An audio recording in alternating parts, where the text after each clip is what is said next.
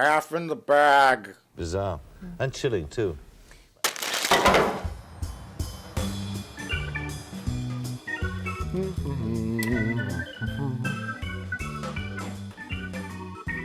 Huh. What is it? This article on a website that I don't recognize has a story that says, self-immolation is the hottest new trend of 2024. Why is that funny to you? Jay, there's nothing funny about someone lighting themselves on fire. Mike, it's clearly a joke website. That title is a pun. Pun? Self-immolation. Oh, I get it. Trend. That's funny. Ah, fuck!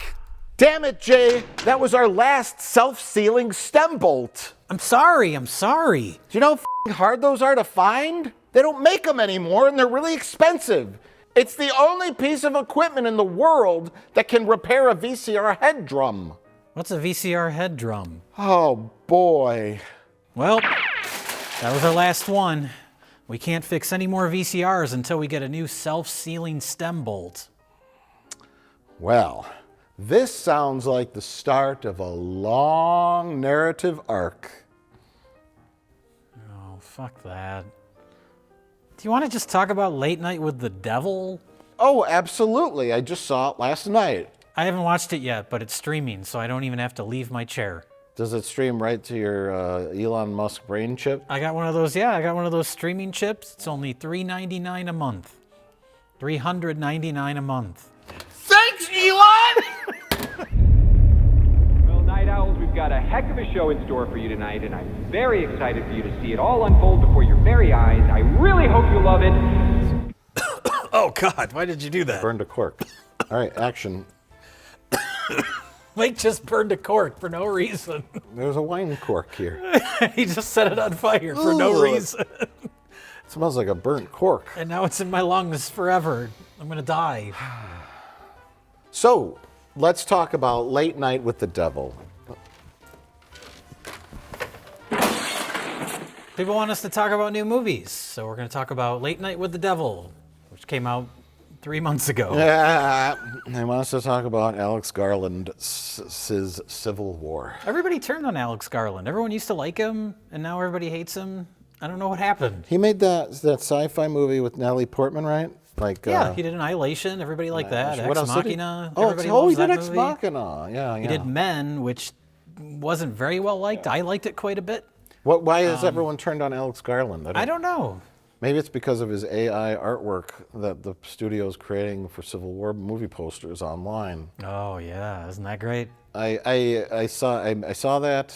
I think Dave Blass, he's like a production guy, art designer for Star Trek Picard.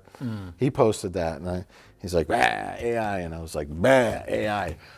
And because it's there. Boy, you bring up AI on Twitter, and you get some of the dumbest people imaginable replying to you. Well, it was like, here's the tale. Here's my tale of internet interactions. It was 2 posters that he posted a picture. There's one where there's like a swan boat. It's supposed to be a swan boat, but it just looks like a big swan. It's a swan, yeah. I think it's one of those novelty boats you pedal in, That's right? what it's supposed to be, yeah. And then there's the guys with guns floating after it. I don't know. And I think it's in Los Angeles, but the city line of Los Angeles looks weird. It doesn't look right. But then I see 2 cities I recognize, Chicago and Las Vegas. And the Chicago, the Corncob Towers, aka the Marina Towers, are right next to each other on one side of the Chicago River, but the AI made them like separated. Mm-hmm. I don't know why. And then the Vegas one was like the Vegas Sphere, and it was all destroyed. And then there's like cars that next to it that would be like 15 feet tall. Yeah. And it was just the proportions were off, and then the buildings were all weird. There's like the Bellagio was like turned sideways the Caesar's Palace Tower was there, but it was like facing the wrong way. Then in the distance, you see like really big like casino towers that are probably from like Macau or some other like city that has gambling. Yeah. That the AI just put in there, and everything was wrong. Right. And then somebody posted a picture of Escape from New York Oh, I saw that. And they're like, the Statue of Liberty's head isn't that big, plus it's not destroyed in the... I'm like, okay. well, one, here's the big difference. An artist got paid to make that poster, and it's impressionistic. Impressionistic is the key word, and most posters from the 70s, 80s, 90s were impressionistic and took artistic liberties to sell the movie. And you know what you need to make like artistic the big liberties? monster from Deathstalker. Yes. That's not in the movie. Yes. I mean, how many? So it's like... But what you need to make artistic liberties as an artist, and you just type things into a computer program, it steals things from other sources and gets them all mixed up. And yes, and that's just that, and plus it's like photorealistic. Yeah. And so it appears to be a scene from the movie. It's not like, you know, there's no artistry to it. It's not like the cover of Escape from New York is a brilliant work of art. It's a brilliant painting. And it's meant to, and it's memorable, evoke emotion and excitement. You see the destroyed head of the Statue of Liberty and guys running down the street with guns, and sure, that scene may not have happened exactly like that in the movie, but it's meant to evoke a feeling and an interest in the movie. That's fine. Yeah. But a photorealistic picture, you know, a lot of times they don't get the exact city right when they draw stuff in movies. But yes, you type into your computer, make a thing, and it just looks so ugly. It's ugly, unmemorable, wrong, but they didn't have to pay anyone for it, so that's the advantage. Just make one movie poster. Late Night with the Devil has a couple pretty good posters, but they're again, well, this is like the Red Rocket one, where it's involved being retro. You're missing a very obvious segue we make now, Jay. Well, if you're talking about the AI stuff, yeah. I'm not upset about that in one bit, because that has nothing to do with everything. It's 1/1000% of the entire movie, so I don't really. There's clearly a lot of craft that went into this movie by a bunch of artists. I mean, I get it. I get the argument, but it's when a studio is just being cheap and lazy. It's different than when like a smaller budget movie that has so much other shit to deal with. I don't know. I mean, I get the arguments against AI. In this movie, it's like a couple interstitials. Yeah. Like 2 or 3. I think maybe the background, there's like the background of his set has that owl. I think there's been talk that was AI generated. I don't know. Well, the owl is thematic in the movie, though. Yeah. So they must have had some human intelligence going, incorporate an owl. I don't know. Because that's the name of the show, is Night Owl, right? No, well, and I don't know. Well, let's wait on spoilers for a little bit here. Okay. Well, the in the they dressed up as. I liked it. I didn't love it. I was really excited for it. I was really looking forward to it. And my problems with it are I know, like my own personal tastes as far as not committing to the aesthetic. There's so many things that took me out of the movie as far as the way it was shot compared to what it's supposed to be, which is a late night talk show. Meant to be shot like a late night talk show, meant to look like a, when does it take place? 1970. Late 70s. 3? Later than that, because it's like Satanic Panic. Oh, it's 77. Yeah, it's that's right. Halloween of 1977. Yes, because it's all Satanic Panic, which is always fascinating to me. So everything about like the subject matter and the idea of having it be like from the perspective of this footage of a late night talk show is great. But there's so many things where it's like when the horror stuff happens, there's all this like quick cutting. There's extreme close-ups that an actual talk show would not be filming like that. And it is clearly just like nice looking HD footage that they did like the most minor of effects to because they didn't want to turn off a mainstream audience by making it look like shitty old videotape. All things that I understand their reasoning for doing, and I'm sure that's contributed to why, because people love this movie. It's gotten like great reviews, both critically and just like audience-wise. So I get it, but those are all things that held back my enjoyment, where I wish they would have pushed the style more further and more realistic. See, it's a fine line. It's a fine line, like you said. Have you ever seen like high-quality versions of like the Dick Cavett show and stuff like that when it's not like someone's YouTube rip from a videotape. It's like the master tape that's in the whatever show you're watching or documentary or something. It looks pretty close. I see what you're saying. They didn't want to degrade it too much. I'm going to make my own special fan edit of this where I put it through like 3 generations of VCRs. Okay. We'll show you the results here. It has a much different impact. How could you let it happen, Jack?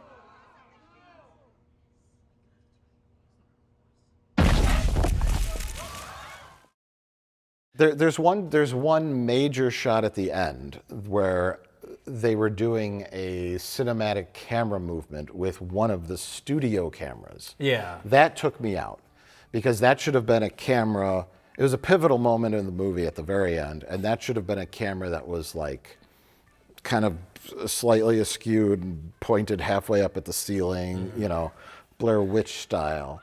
But I don't know. I didn't mind that.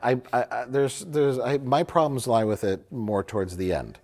The novelty of it is the best part. Is like, and I'm sure there's other movies that have done similar things. I don't like found footage movies anymore, but this, while it technically is a found footage movie, took so many different like ways to play with the subject matter and the video, the different formats, the black and white behind the scenes stuff. Every time they cut to a commercial break, we see behind the scenes documentary footage, which has also got like perfect clear audio. And things like that. Or like, I get it, your movie. You know, you gotta suspend your disbelief for a moment and just pretend. Yeah, like you mentioned, found footage. There's so many of those found footage movies where they're not like trying to make you believe that they're real. They're just using that as like a vague kind of aesthetic choice. This is similar, as opposed to something.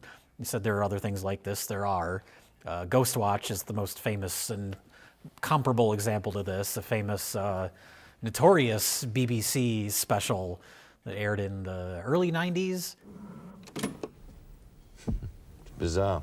And chilling, too. It was purported to be, they presented it as if it was a live feed on Halloween night of local news anchors exploring this haunted house.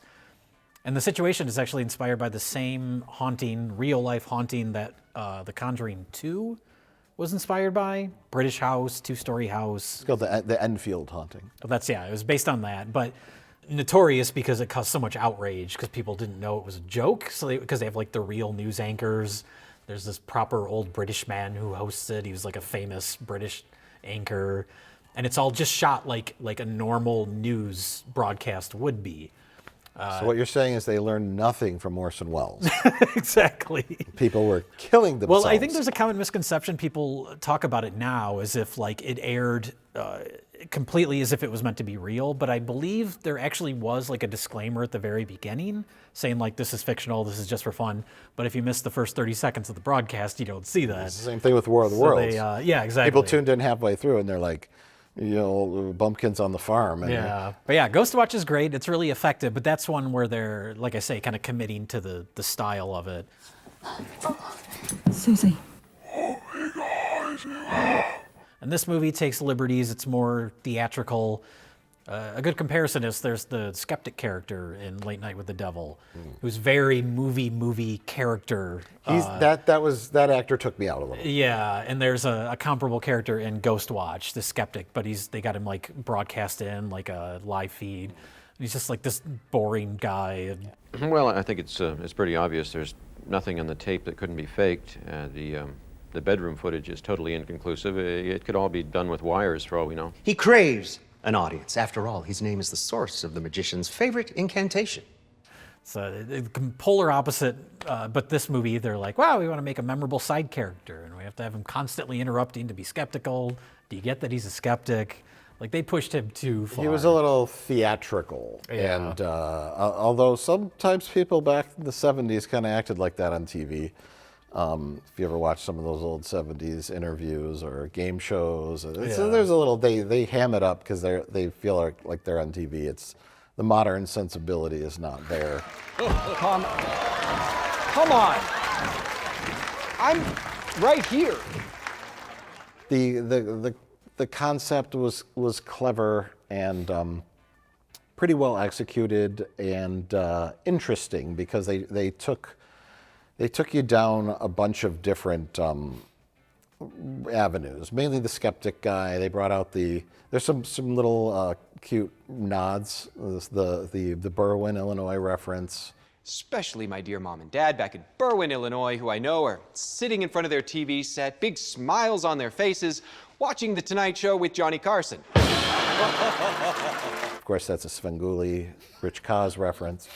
And then Christo, the fraudulent psychic who turned out not to be fraudulent. The host, played by David Dashmalian? Polka Dot Man? That's all I'm ever going to call him. He's Polka Dot Man. He's Polka Dot Man forever. There's a very German last name. I don't remember what it is, but Polka Dot Man. Good actor. Very good actor. So, but he's not just like hapless TV show host. There's a backstory with him. Should we say spoilers now? Yeah, we'll get into spoilers. Okay, you watch the movie. We support indie film. Semi-indie. I don't know how small budget this is. But Well, there was 45 movie logos at the beginning. I was thinking of the geezer teasers. I thought it was a prank. It's just going to keep going. I thought it was a prank. I don't know who made this or what budget it was or whatever. Yeah. It wasn't. What's that movie with the video camera in the house rolling the whole time? Everyone kept telling us to watch it. You watched it. And you said it was boring. I think it was a shot on a video or. Skinamarink, which did pretty well theatrically. That movie didn't work for me at all. That's where there's just not enough going on. But I think like that kind of aesthetic put to a movie like this, where the story is actually interesting and builds towards something. I would have liked even some fake commercials. Why not? That would have been fun. Yes, there you go. WNUF Halloween Special is another comparison, and that's one that, looks like just like third generation VHS. Tons of fake commercials. And again, they're not trying to make you think it's real because all the commercials are for fake products and they're a little silly. But this was like, they got that eye on like, we know we can't push it too far or we're going to turn off people. I agree with you. I would have liked a little more degradation. Certain parts were kind of like, okay, this works a little. It was more the editing, like when the spooky stuff starts to ramp up and there's more like quick cutting, like when the girl's possessed and the chair flies up, then suddenly we're getting all these like quick cuts from shot to shot. Yeah. It's like, if it was a real broadcast, it'd all be one lockdown wide shot. That happens in Ghostwatch. The studio starts to go crazy at the end. Quickly! People leave the studio now. Lights are going all over the place. And it's like you can tell like the cameraman doesn't know what to do, as opposed to always having like extreme close-ups of actors at certain moments. Yeah, see, like they were nervous about having the entire thing in 4:3 probably. They were okay with widescreen, but even though it had to be black and white, it's like, okay, well that's a nice little. It's like a little back and forth. You know? I like that as a contrast. Kept it refreshing. Those two, yeah. But yeah, it did make sense that someone's filming like a documentary or the intimate moments between him and the woman talking backstage, and there's no boom mic guy filming. They didn't They show a documentarian running with like a film camera at the end, like during the chaos. So it's like they established that they were there, but they didn't really. You could have thrown a line that said, "Oh, this camera crew is going to document tonight because this is going to be your best show." Yeah, but I would have preferred. And we're off. You know, camera kind of aims this way.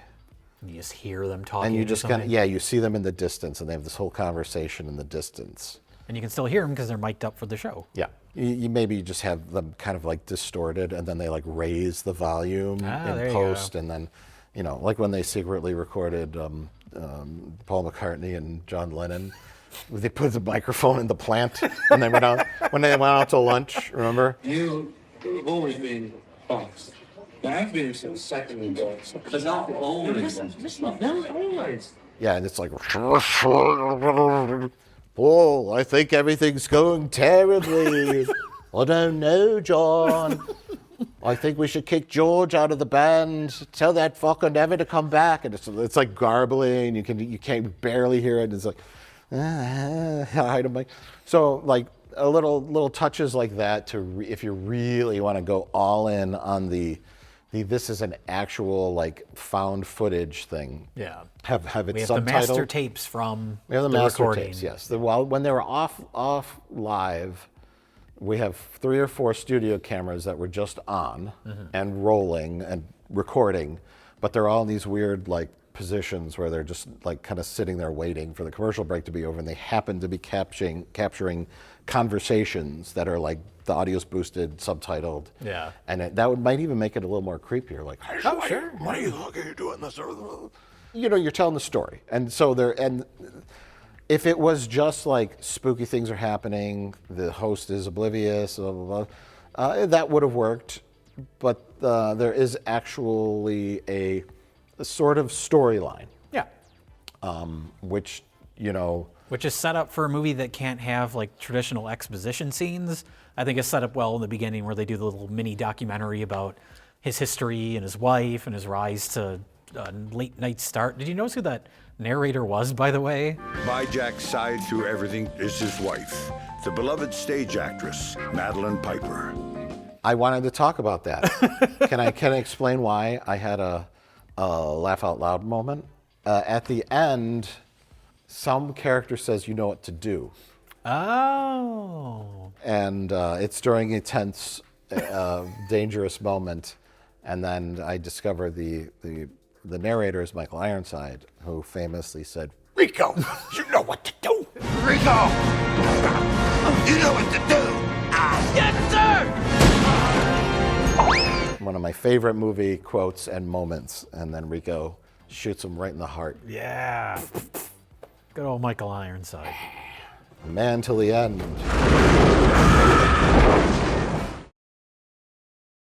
Okay, spoilers.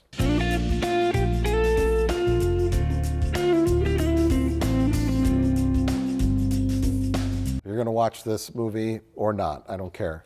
But You should. It's pretty good. Okay, you should, All yeah. my problems aside, it's pretty good. So the talk show host, his name's Jack Delroy. He's his show goes on at midnight. He's competing with Carson. You know, there's a little documentary in the beginning saying he's part of an elite secret society that meets in the California redwoods, and there's not much known about it. Blah blah blah blah. So it's implied that there's a Faustian kind of deal that has happened, which I assume his payment for success is his wife's cancer. That is basically the big arc or storyline of the movie, because at the end, it breaks its own fourth wall. Yeah. Because That- at that's that where I point, was it's okay- no longer a found footage documentary that Oh, you're watching yeah, at the show. where- It becomes a It becomes movie. more like surreal, but it's still in 4:3. And that's where I was okay, where it was in 4:3, but it didn't look super VHS-y, because now we're getting like No, outside that of goes the... into full like CinemaScope. Sometimes it does, and then it'll cut back to some 4:3 stuff. It's kind of like mixing Well, the stuff mediums a that's lot. his perception or his brain or his own vision is in movie Yeah. format. Yeah, that's when you're completely outside of the found footage-ish Yeah. gimmick altogether. Yeah, so it employs a bunch of different techniques to create this, but then, you know, it got a little goofy.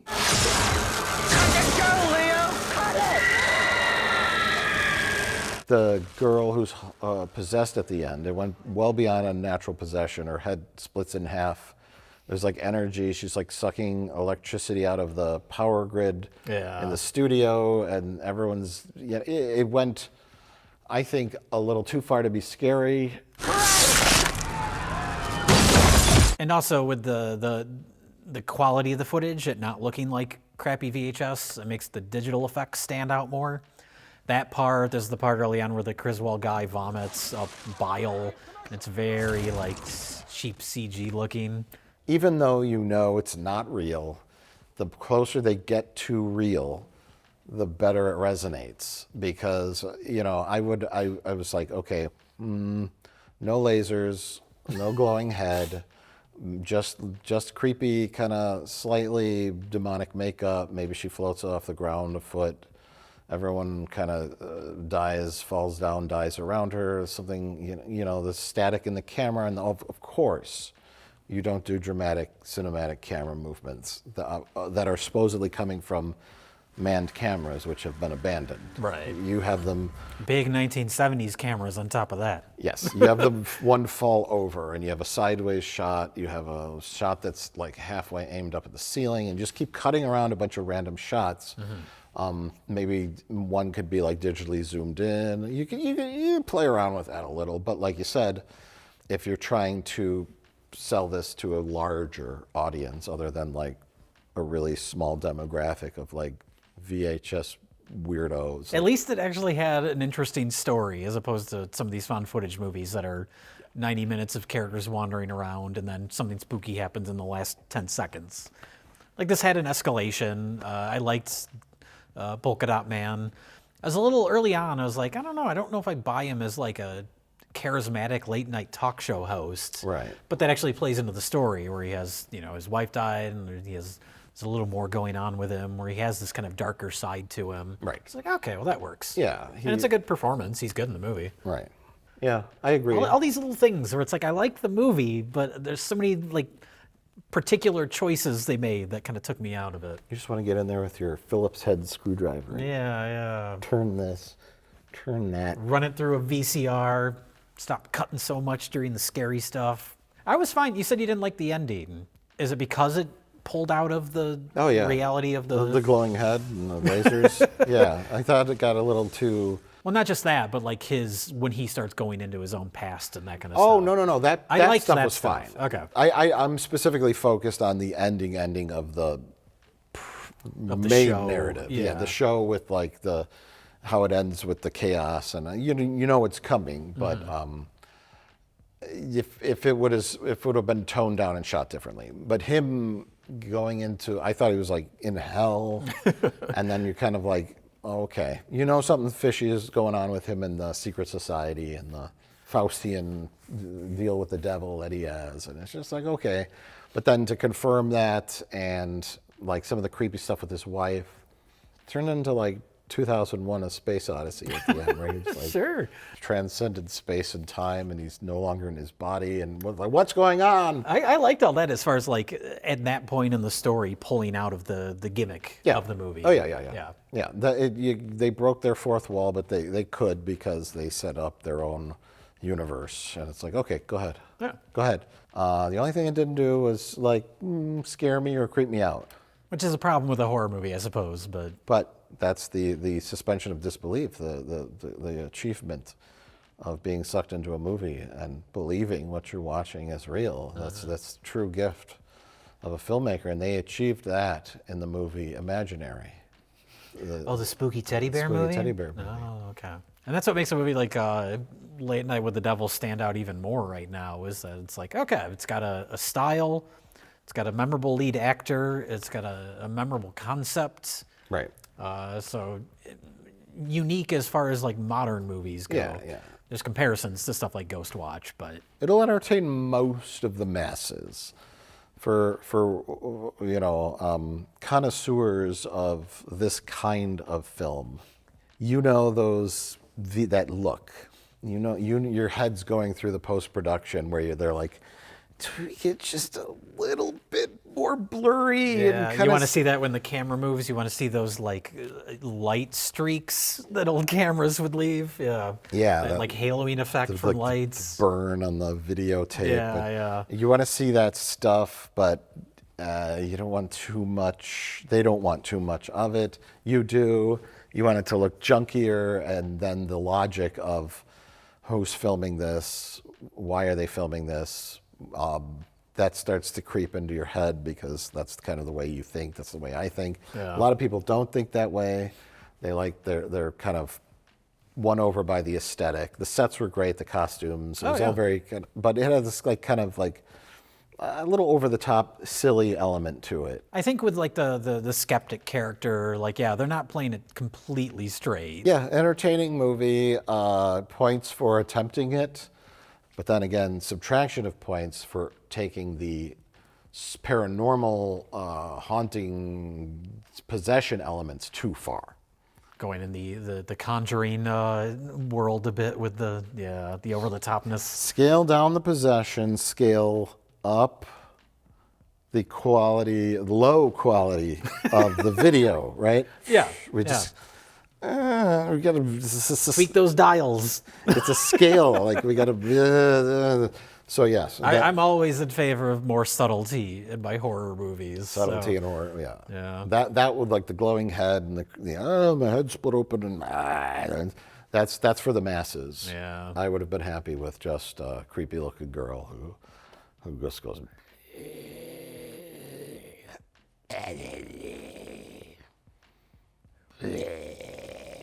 And then someone just like falls over. And you knock him dead. Well, Jay, I'm going to start looking into purchasing a new self-sealing stem bolt. Okay. I don't know where they sell them, but we may have to take a road trip somewhere. Oh, hopefully no shenanigans happen. We'll have some kind of epic, wacky adventure trying to find a new self-sealing stem bolt that will repair VCR head drums. Unfortunately, the cameras won't be rolling at the time, so we'll just have to fill everybody in after the fact. To tell you what kind we'll just tell you all about our trip. Yes. Next episode of Half of the Bag. Thank you and good night.